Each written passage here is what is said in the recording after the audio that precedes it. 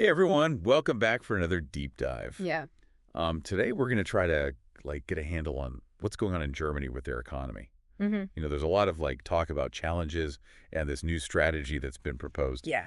So to do that, we're going to be looking at two documents. hmm We've got the Industry Strategy 2024 by Germany's Economy Minister Robert Habeck, Right. and then we've got an analysis of this strategy by AI business consultant Elias Coulors. Very insightful guy. Yeah, so we're going to kind of use this to unpack, what are the core challenges? hmm What are the proposed solutions from Habeck? And then where does Coulors think that Germany needs to, be even bolder and take things even further? Yeah. And where they might need to go even further than that. Right, yeah. And I mean, just to kind of kick things off, hmm Habeck doesn't really hold back in this document. No, he doesn't. He actually, opens by calling Germany a failing state. He does. Yeah. It's pretty shocking. Yeah, so is it really that dire?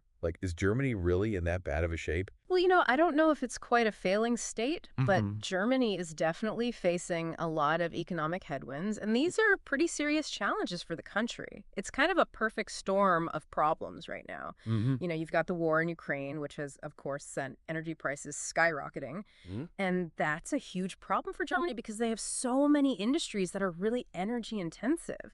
In fact, energy intensive industries account for something like 77% of Germany's total industrial energy consumption. Wow, yeah, that's a lot. It's a huge amount. So any sort of price fluctuation there really, really hurts. Yeah. And then on top of that, you have just the global shift in economic power. With China's rise and a lot of manufacturing shifting to Asia, that's put a lot of pressure on traditional manufacturing powerhouses like Germany. And then kind of layered on top of all of that is this urgent need to transition to a climate neutral economy, which of course requires a ton of investment. It requires a lot of change. Yeah, a lot of change. And a lot of uncertainty. Yeah, and it's interesting because like you're saying, they're so reliant on energy, Yeah.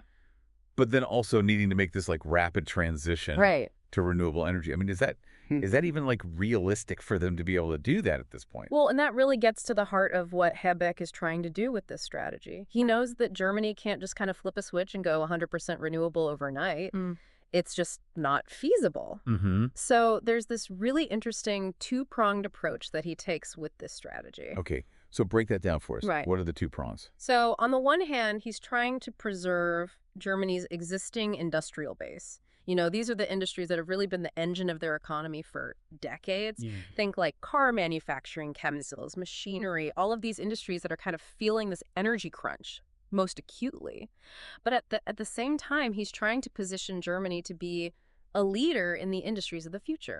So things like semiconductors, green technologies, AI, all of the things that are going to be absolutely essential in a climate neutral world. So it's like walking a tightrope almost. Yeah. It's like protecting the past, Yeah. but also trying to build for the future. Exactly. And how do you do both of those things at the same time? Yeah. So how does he plan to actually pull this off? What's the strategy there? So his Industry Strategy 2024 document is pretty substantial, but I think we can boil it down to a few key areas. He really focuses on energy, of course. This is kind of a no-brainer. Unsurprisingly, he's talking about a rapid expansion of renewables. So wind, solar, the whole shebang, but also developing a hydrogen economy. But, he's also trying to be realistic about the cost of this transition. Right. He knows that German businesses are already struggling with high energy prices. So one thing he's proposing is something called a transformation electricity price, which is basically aimed at making sure that green energy is affordable for businesses as they make this transition. So kind of like making it competitive. Exactly. Okay, I got it. What else is he looking at? Well, he also goes after Germany's infrastructure. Yeah. He actually acknowledges that it's been kind of neglected for too long, and he's calling for major investments, particularly in things like rail and digital networks. Yeah. Because, you can't build a high-tech economy on crumbling roads and spotty internet. True. Yeah, no, that makes sense. Yeah. What about all the bureaucracy? German businesses are always complaining about all the red tape. Is he addressing that at all? Yeah, he definitely is. He's explicitly calling for less bureaucracy and faster approval processes. Businesses need to be able to move quickly in order to adapt to a world that's changing so rapidly. And speaking of adapting, he's also placing a big emphasis on innovation. Okay. He wants to support research and development and really promote those cutting-edge fields like quantum computing and AI. So basically create a more agile and innovative Germany. Exactly. And he's not forgetting about the people who will actually be doing all of this work. He acknowledges that Germany is facing this growing skills shortage. So his strategy includes things like promoting vocational training, attracting talent from abroad, making it easier for older workers to stay in the workforce longer. So it sounds like he's really like trying to cover all the bases here. Yeah, he's really trying to be comprehensive.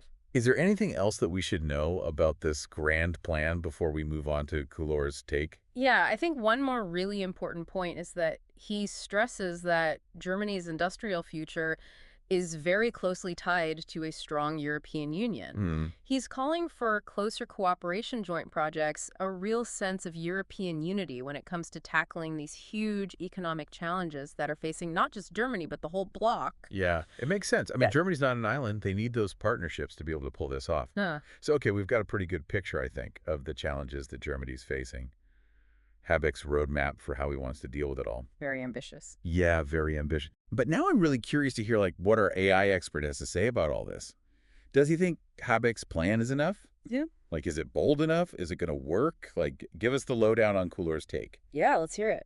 Okay, so we've got Habeck's plan, which is pretty ambitious in and of itself. Yeah.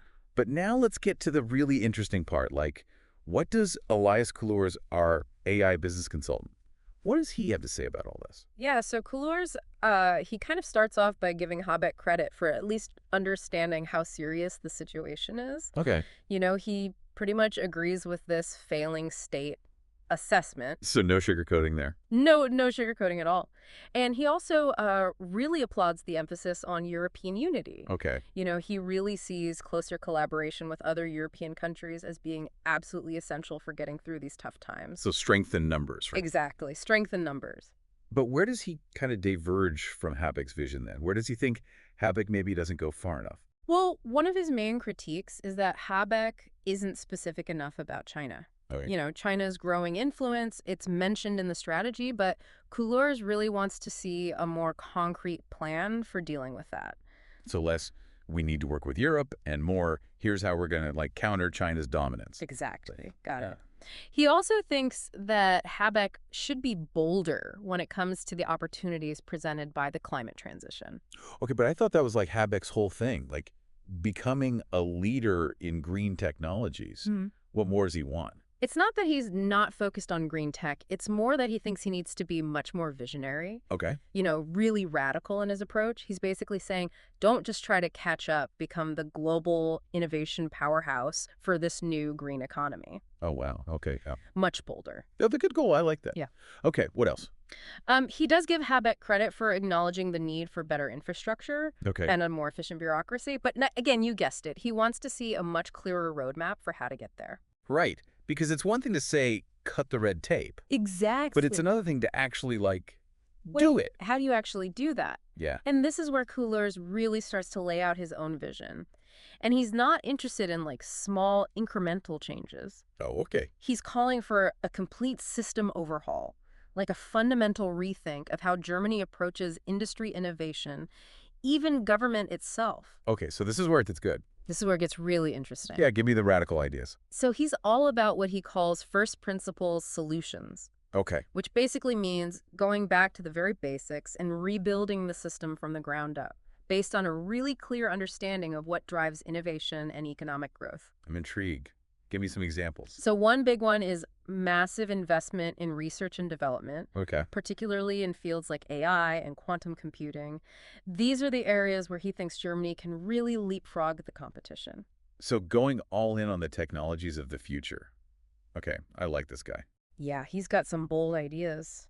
And he's not afraid of automation and digitization. Okay. He sees them as keys to boosting productivity and making German industries more efficient and competitive. So embracing the robots, not fearing them. Exactly. Good. And of course, a big part of that is education and training. Right. You know, making sure that people have the skills they need for this new economy. So that people aren't left behind. Exactly, that no one is left behind. But this is going to require a huge shift in mindset, Yeah. not just for workers, but for the whole country. You know, Germany is kind of known for being risk averse. Yeah, for sure. But Coulors says they need to become much more comfortable with taking risks, experimenting, embracing new ideas, even failing sometimes. So less risk averse, more like Silicon Valley. Exactly. A Yeah. little bit of that Silicon Valley mentality. Wow, that's a big change. It's like a whole cultural shift. Huge cultural shift. But he argues that it's absolutely essential if they want to keep up with the pace of innovation in the 21st century. Okay, so it's not just about becoming a leader in specific industries. It's about becoming a leader in innovation itself. Exactly. Creating a whole culture of innovation and entrepreneurship. Okay, so this is really starting to sound like a transformative vision here. Yeah. But like, how realistic is all of this? Yeah. How does he actually propose to make this happen?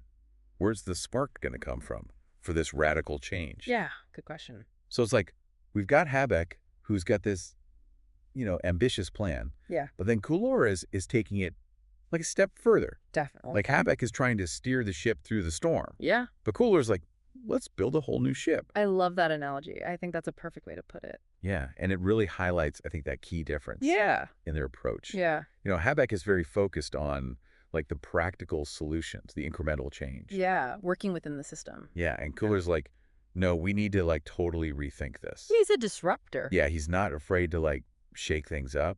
Not at all. He wants to like completely overturn the apple cart. Yeah, and it's almost like he's using this, his AI brain Yeah. to like see these possibilities that maybe we as humans just don't even think about. I think that's right. He's looking at it from a different perspective, and he's able to see things that we might miss.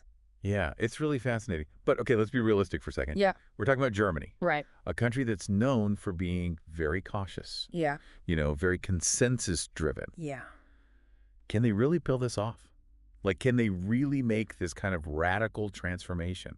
That's the big question. Yeah. Couleurs admits that it's not going to be easy. Right. It's going to require a huge shift in mindset, not just from the government, but from businesses, from workers, from society as a whole. Mm-hmm. It's like he's asking Germany to reinvent itself, Yeah. to kind of shed its old skin and become this new, agile, innovative, risk-taking country. It's a tall order. But I'm curious, like, how does he think this can actually happen? Well, he really believes that the push has to come from the government. Okay. He argues that Germany needs a much more agile and adaptive government, Okay. one that can respond quickly to all of these changes that are happening globally, Right. and that's not afraid to experiment. He wants to see a government that really actively fosters innovation, Mm-hmm. that cuts through all the red tape, that empowers entrepreneurs. He's saying the government needs to be a catalyst for change, not an obstacle. So it's like a leaner, meaner, more proactive government. Exactly. That's pretty different from how things usually work. It is a very different approach, but he thinks it's absolutely necessary if Germany wants to succeed in this new world. Wow. I have to say, I'm really finding Couleur's vision here incredibly inspiring. Yeah, me too. It's not just a critique. He's actually offering a roadmap Yeah. to a better future. Yeah. And not just for Germany, but potentially for the world. Yeah, I think that's what makes his analysis so powerful. He's not just pointing out problems, he's actually trying to come up with solutions. And they're bold, they're innovative, and I think ultimately they're very optimistic. He really believes that Germany can not just survive, but thrive in this new era. Yeah. They just need to be willing to embrace change. That's a really powerful message. Yeah. So as we kind of wrap up this deep dive into Germany's industrial future, Yeah. what are some of the key takeaways that you think our listeners should really remember from this conversation? Well, I think the first one is just that Germany's at a really pivotal moment. Okay. The challenges are huge, but the opportunities are also huge. And second, I think Habeck's plan, while ambitious, it may not be enough Okay. to really get Germany where it needs to be. And that's where I think Couleur's vision is so important. He's pushing Germany to think bigger, to be bolder, to embrace this really radical change. And I think what's really important to remember here, too, is that this is not just about Germany. Absolutely not. These challenges that they're facing, the energy crisis, Yeah. the rise of China, the climate crisis, Yeah. these are global challenges. Yeah. And the solutions that they come up with could really have a ripple effect Yeah, huge ripple effect. around the world. They could impact all of us. Yeah. So it's a good reminder that we're all connected in this. We are all connected. And the decisions that one country makes can really affect everyone else. Absolutely. Well, I don't know about you, but I'm feeling very energized after this deep dive. Yeah, me too. It's exciting. It's exciting to think about all these big ideas and these challenges and these opportunities. Definitely. So until next time, Yeah. keep exploring, keep learning. Yeah. And as Couleur's would say, don't be afraid to embrace change. Embrace the change. Thanks for listening, everyone.